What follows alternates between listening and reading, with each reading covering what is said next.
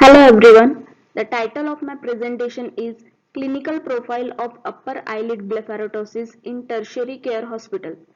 I am the author of this paper presentation, Dr. Pranju Tadas, JR3 in Department of Ophthalmology in GMC Nanded. My co-author is Dr. Vivek Sahasrabudhe, Professor and Head of Department of Ophthalmology in GMC Nanded. Introduction. Ptosis is a unilateral or bilateral abnormal drooping of upper eyelid covering more than 2 mm of superior cornea. Ptosis can be classified as congenital or acquired. Congenital is further subclassified into simple and complicated ptosis. Acquired ptosis can be further classified according to the etiology as myogenic, neurogenic, mechanical, and aponeurotic ptosis.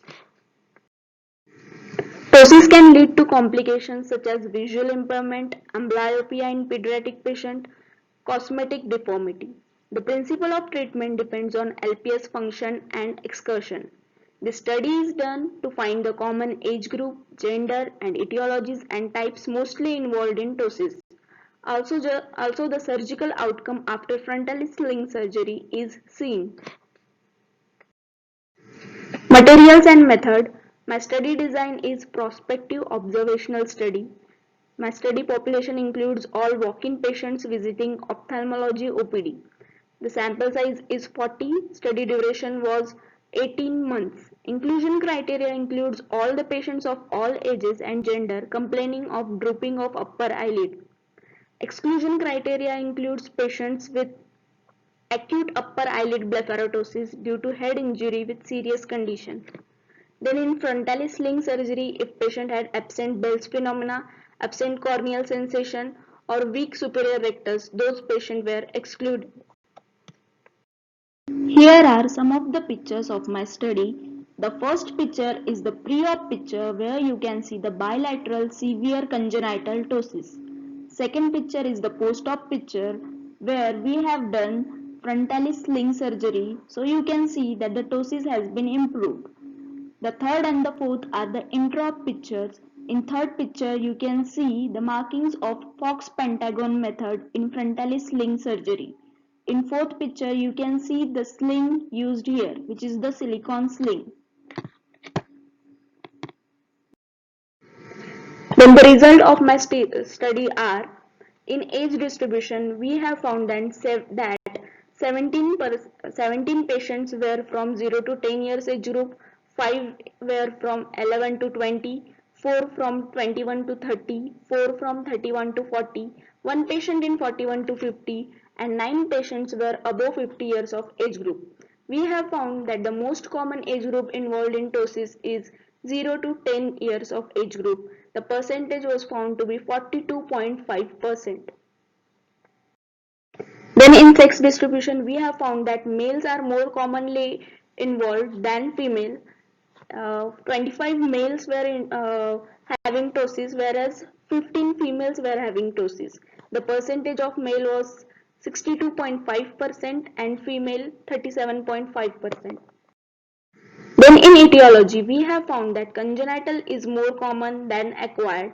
In congenital, simple is more common than complicated. In acquired, we have found that aponeurotic ptosis is the most commonest one. Then in grading of ptosis, we have found that severe is most common, followed by moderate, followed by mild. The severe ptosis were of about 47.5%, moderate of 32.5% and mild of 20%. Then we have found that unilateral ptosis is more common than bilateral. 80% of patients were of unilateral ptosis and 20% of bilateral ptosis. Then in our study we have found that 100% of our patients had good outcome after frontalis sling surgery. Summary. In our study, we have found the age group most common is 0 to 10 years followed by more than 50 years. In genders, males are more common than females, males being 62.5% and female 37.5%. In etiology, congenital ptosis is more common than acquired. In congenital, simple is more common than complicated. In acquired, aponeurotic ptosis is the most common form. Unilateral ptosis is more common than bilateral. Then according to the grading, we have found that severe is more common, followed by moderate, followed by mild. In sling surgery, 100% patients had good outcome. Conclusion: ptosis is a visually and cosmetically impairing disease. Proper surgery restores normal functioning of eyelid and restores the visual field. Follow-up is essential for detection of amblyopia and recurrence. These are my references. Thank you.